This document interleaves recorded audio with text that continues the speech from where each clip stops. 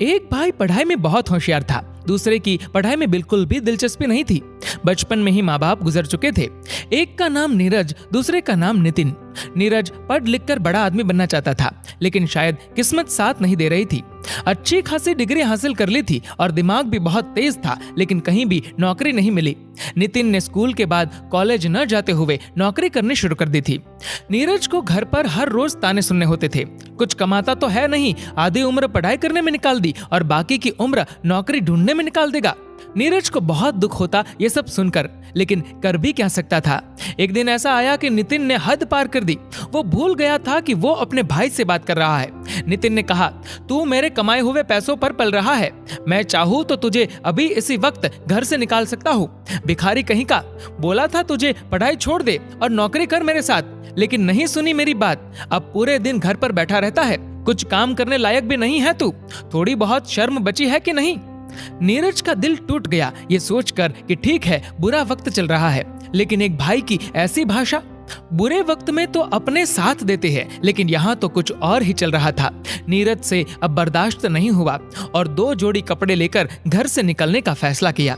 इधर नितिन ने रोकने के बजाय जाते जाते भी सुना दिया कि निकल घर से, और इधर कभी फिर से पैर मत रखना। आंखों में आंसुओं के साथ चलते चलते नीरज दूसरे गांव जा पहुंचा। मंदिर में दर्शन किए और बाहर आया। उधर एक बूढ़ी महिला ने उसे थोड़ा खाना दे दिया। नीरज ने पूछा कि माँ जी, आपको कैसे पता मैं भूखा हूँ? बूढ़ी महिला बोली, बेटा मैं भी एक माँ हूँ और तू मेरे बेटे जैसा है। तेरा चेहरा देखकर ही समझ गई। नीरज ने अपनी कहानी उस महिला को सुनाई। महिला बोली, बेटा तू पढ़ा लिखा है ना, एक काम कर, हमारे गांव में शिक्षक नहीं है, तू इस गांव के बच्चों का गुरु बन जा। नीरज तो सोचने लगा कि भविष्य में नौकरी मिले न मिले, इधर कम से कम 2 वक्त की रोटी तो मिल ही जाएगी। गांव वालों ने पूरे सम्मान के साथ एक घर दिया और खाना तो बूढ़ी माँ ले आती थी। अब मन में वो भाव नहीं थे कि पैसे कमाकर जिस भाई ने घर से धक्का मारा है उस भाई को मुंह तोड़ जवाब देना है, लेकिन भाव ये थे कि अब सेवा करनी है और मेहनत करनी है। शिक्षक के तौर पर इतनी मेहनत की कि आसपास के शहर से बच्चे नीरज के पास पढ़ने के लिए आने लगे। शहर वाले अच्छी खासी ट्यूशन फीस दे देते थे। धीरे धीरे ये कारवा बढ़ता गया, फीस भी आती गई, बच्चे भी पढ़ लिख कर होशियार होते गए। आखिर वो दिन आ गया जिसका नीरज को इंतजार था। शहर से एक व्यक्ति मिलने आया और बहुत बड़ी जॉब ऑफर की।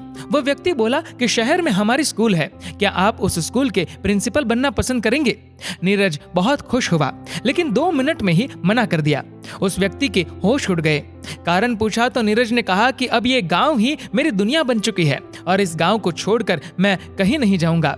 वह व्यक्ति फिर से 7 दिन बाद मिलने आया तो नीरज ने बिना सुने ही कह दिया कि सर, आप इधर आने की तकलीफ बार बार क्यों कर रहे हैं? मैं आपके स्कूल का प्रिंसिपल नहीं बनना चाहता, मुझे माफ कीजिए।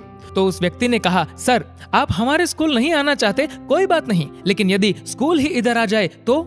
नीरज निशब्द। कुछ देर बाद नीरज बोला कि सर, आपके कहने का अर्थ क्या है? तो उस व्यक्ति ने जवाब दिया कि मैंने आपके इस गांव में स्कूल खोलने का निर्णय किया है और निर्माण से लेकर हर चीज का खर्च मैं उठाऊंगा और वह स्कूल आपकी ही होगी। जैसा आप कहेंगे वैसी चलेगी, जैसा आप चाहेंगे वैसे नियम कायदे होंगे। नीरज मान गया। 1 साल में बहुत बड़ा स्कूल बन गया और दूर दूर से बच्चे आने लगे। अनेक राज्यों से बच्चे आए। नीरज ने सोचा भी नहीं था कि ऐसा सब कुछ हो जाएगा। उस गांव में कई लोगों को नौकरी भी मिली। नौकरी की तलाश में कई लोग आसपास के गांव से आने लगे। नीरज सभी को कुछ न कुछ काम देने लगा। एक दिन एक गरीब व्यक्ति आया और स्कूल के मैनेजर से नौकरी के लिए बात की। नीरज उस वक्त कोई काम से बाहर गया हुआ था। मैनेजर ने उस व्यक्ति से बात की और सब जानकारी ले ली। ज्यादा पढ़ाई नहीं की हुई थी तो उसे क्लर्क की नौकरी दे दी। मैनेजर ने कहा, प्रिंसिपल सर 2 दिन बाद आएंगे तो उनसे एक बार मिल लेना। ठीक 2 दिन बाद नीरज आ चुका था।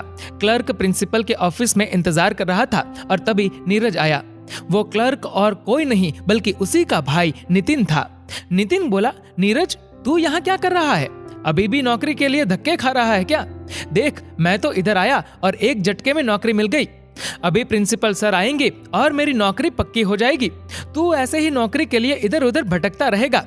नीरज ये सब सुनकर अंदर ही अंदर हंसने लगा। इस बार न गुस्सा हुआ न खुश हुआ, ऐसे ही सुनते रहा और चुपचाप प्रिंसिपल की कुर्सी पर जाकर बैठ गया। नितिन देखता रह गया। बोलने के लिए नितिन के पास एक शब्द नहीं। नीरज ने कहा, यदि तुम अपना अहंकार हमेशा के लिए छोड़ दोगे तो तुम्हें इधर नौकरी मिल जाएगी। नितिन ने पैरों में गिरकर माफी मांगी। तभी नीरज ने कहा कि तुमने पढ़ाई नहीं की इसलिए तुम क्लर्क बने, ऐसा मत सोचना। और यदि मैं कहूँ कि मैंने पढ़ाई की इसलिए मैं प्रिंसिपल बन गया तो ये भी गलत होगा, क्योंकि ये सब इतना मायने नहीं रखता। महत्वपूर्ण ये है कि तुम्हारा इरादा क्या है, तुम्हारी नीयत क्या है। नौकरी के साथ साथ नितिन को एक बहुत बड़ी सीख भी मिली कि अहंकार का फल हमेशा बुरा ही होता है। दोस्तों, इस वीडियो को लेकर आपकी क्या राय है नीचे कमेंट करके जरूर बताएगा। और अगर आपको ये वीडियो अच्छा लगा हो तो इस वीडियो को लाइक करेगा, शेयर करेगा ज्यादा से ज्यादा लोगों तक। और ऐसे ही और भी इंस्पिरेशनल वीडियोस के लिए सब्सक्राइब करें हमारे यूट्यूब चैनल को और फेसबुक पर फॉलो करें हमारे पेज को। धन्यवाद।